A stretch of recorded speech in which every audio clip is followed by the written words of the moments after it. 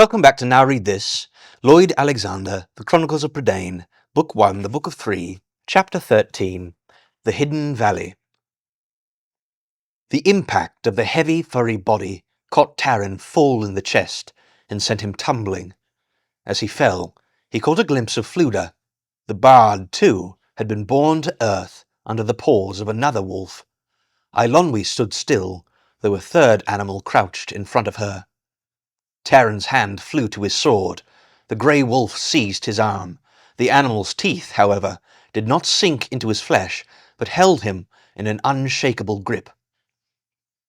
At the end of the ravine, a huge robed figure suddenly appeared.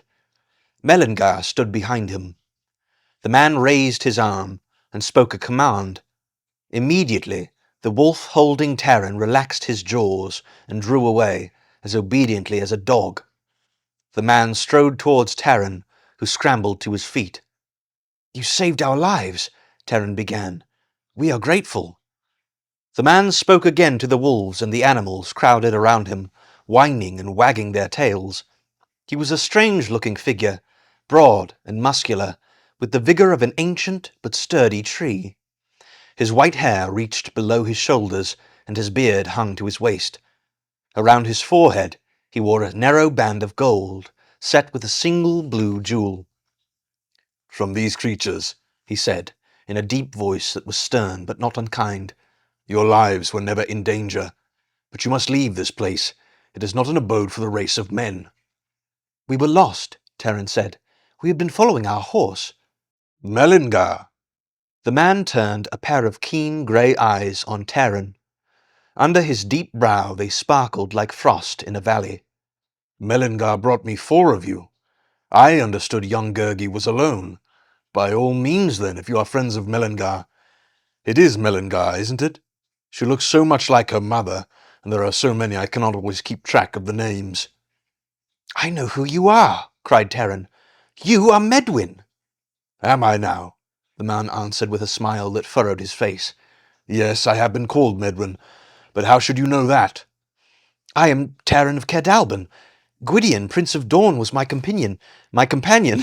He spoke of you before his death, my companion. Gwydion, Prince of Dawn, was my companion, and he spoke of you before his death. He was journeying to Caerdathil, as we are now. I never hoped to find you." "You were quite right," Medwyn answered. "You could not have found me, only the animals know my valley. Mellingar led you here. Taran, you say, of Caerdalban." He put an enormous hand to his forehead. "Let me see. Yes, there are visitors from Caerdalban, I am sure." Taran's heart leaped. "Hen wen!" he cried. Medwyn gave him a puzzled glance. "Were you seeking her? Now that is curious. No, she is not here." "But I had thought—" "We will speak of Henwen later," said Medwyn. "Your friend is badly injured, you know. Come, I shall do what I can for him." He motioned for them to follow. The wolves padded silently behind Taran, Eilonwy, and the bard. Where Mellingar waited at the end of the ravine, Medwyn lifted Gurgi from the saddle, as if the creature weighed no more than a squirrel. Gurgi lay quietly in Medwyn's arms. The group descended a narrow footpath. Medwyn strode ahead as slowly and powerfully as if a tree were walking. The old man's feet were bare, but the sharp stones and pebbles did not trouble him. The path turned abruptly, then turned again. Medwyn passed through a cut in a bare shoulder of the cliff, and the next thing Taran knew, they suddenly emerged into a green, sunlit valley. Mountains, seemingly impassable, rose on all sides. Here the air was gentler, without the tooth of the wind. The grass spread rich and tender before him. Set among tall hemlocks were low, white cottages, not unlike those of Caerdalban. At the sight of them, Taran felt a pang of homesickness. Against the face of the slope, behind the cottages, he saw what appeared at first to be rows of moss-covered tree trunks. As he looked, to his surprise, they seemed more like the weather-worn ribs and timbers of a long ship. The earth covered them almost entirely. Grass and meadow flowers had sprung up to obliterate them further and make them part of the mountain itself. "I must say the old fellow's well tucked away here," whispered Fluda. "I could never have found the path in, and I doubt I could find the path out." Taran nodded. The valley was the most beautiful he had ever seen. Cattle grazed peacefully in the meadow. Near the hemlocks, a small lake caught the sky and sparkled blue and white. The bright plumage of birds flashed among the trees. Even as he stepped across the lush green of the turf, Taran felt exhaustion drain from his aching body. "There's a fawn!" Eilonwy cried with delight. From behind the cottages, a speckled, long-legged fawn appeared, sniffed the air, then trotted quickly towards Medwyn. The graceful creature paid no attention to the wolves, but frisked gaily at the old man's side. The animal drew shyly away from the strangers, but her curiosity got the better of her, and soon she was nuzzling Eilonwy's hand. "I've never seen a fawn this close," said the girl. "Acrin never had any pets, none that would stay with her at any rate. I can't blame them at all. This one is lovely. It makes you feel all tingly, as if you were touching the wind." Medwyn, motioning for them to wait, carried Gurgi into the largest of the cottages. The wolves sat on their haunches and watched the travellers through slanted eyes. Taran unsaddled Melangar, who began cropping the tender grass. Half a dozen chickens clucked and pecked around a neat white henhouse. The rooster raised his head to show a notched comb. "Those are Dalbin's chickens!" cried Taran. "They must be! There's the brown hen, the white. I'd know that comb anywhere." He hurried over and clucked at them. The chickens, more interested in eating, paid little attention. Medwyn reappeared in the doorway. He carried an enormous wicker basket laden with jugs of milk, with cheese, honeycombs, and fruits that in the lowlands would not be in season for another month. "I shall look after your friend directly," he said. "Meantime, I thought you might enjoy—" "Oh, yes, you found them, have you?" he said, noticing Taran with the chickens. "Those are my visitors from Caer Dalbin. There should be a swarm of bees, too, somewhere about." "They flew away," Taran said, "the same day Hen Wen ran off." "Then I imagine they came straight here," Medwyn said. "The chickens were petrified with fright. I could make no sense at all of them.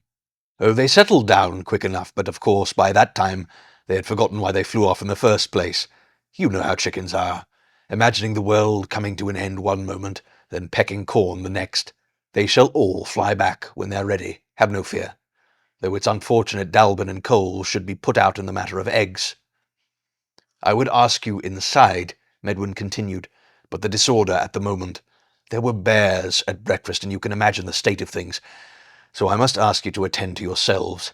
If you would rest, there is straw in the byre. It shall not be too uncomfortable for you." The travellers lost no time in helping themselves to Medwyn's provisions, or in finding the byre. The sweet scent of hay filled the low-ceilinged building.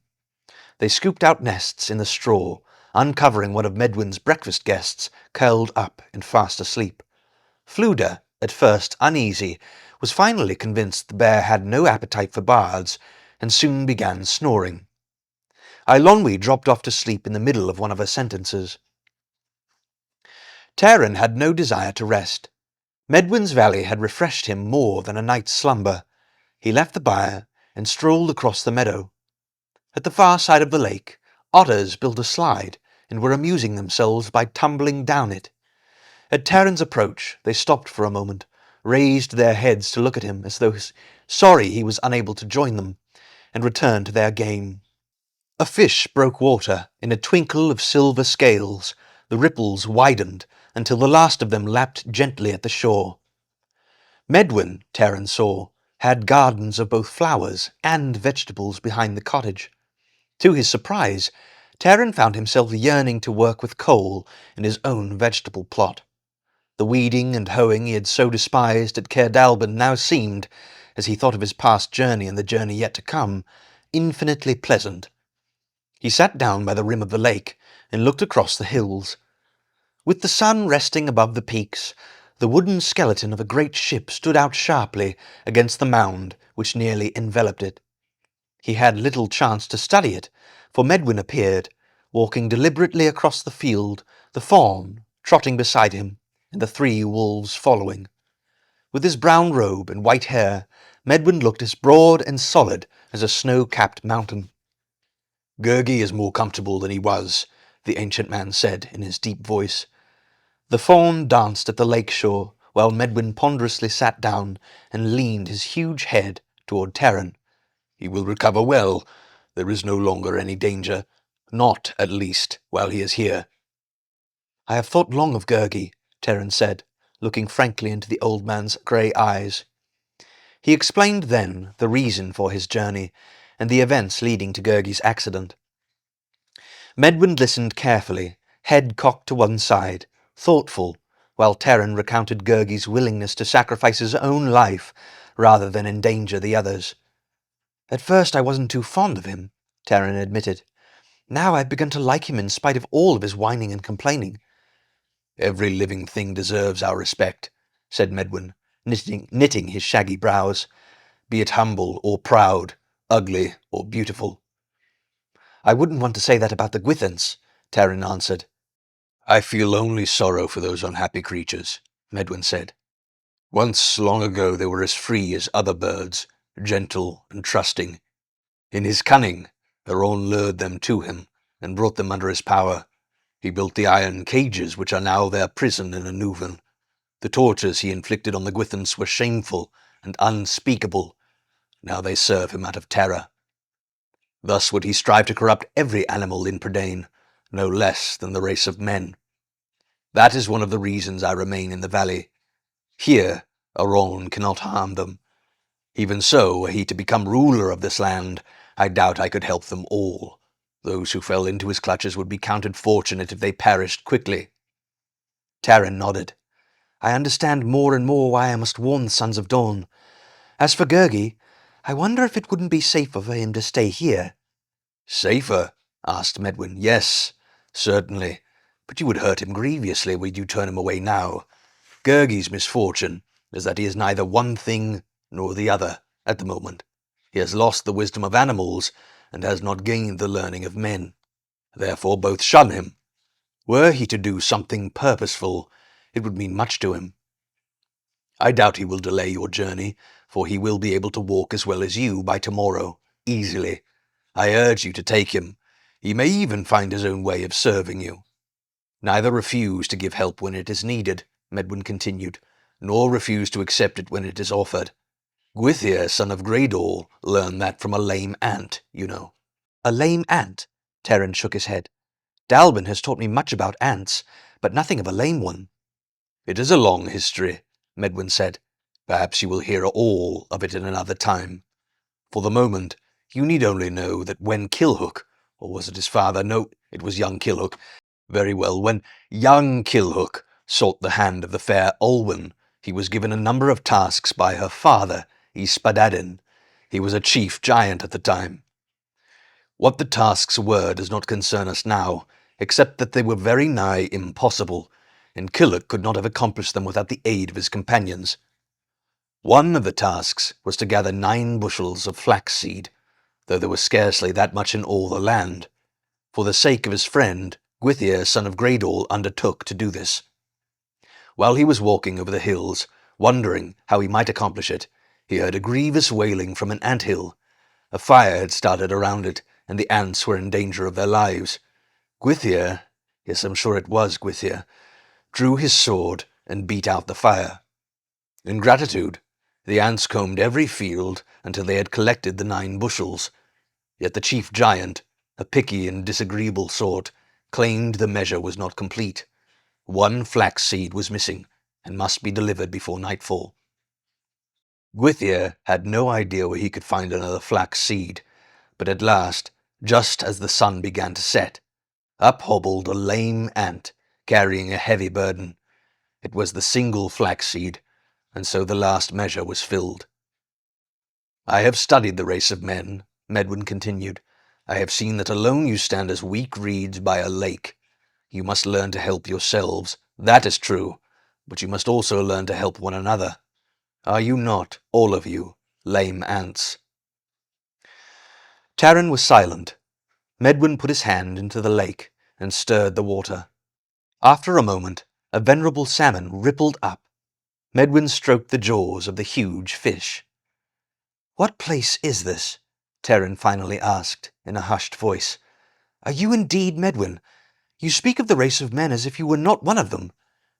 "This is a place of peace," Medwin said, "and therefore not suitable for men, at least not yet.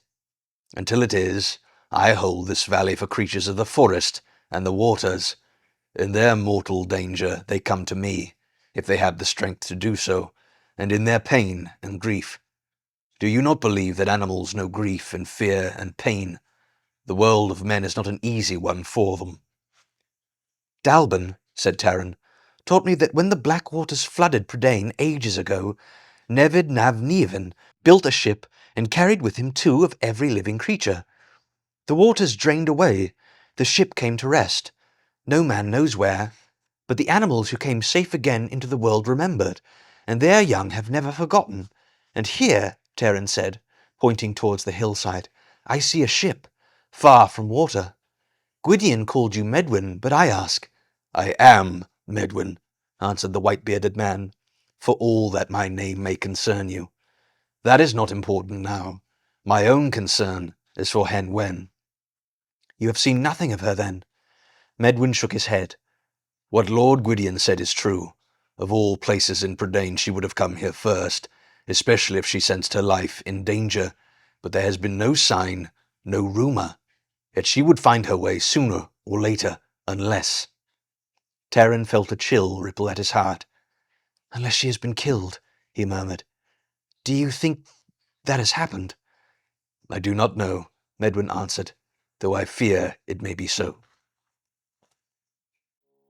Hey, you want to buy something? You can check the description for my books and audiobooks. Thank you so much for watching, and don't forget to like and subscribe for more content.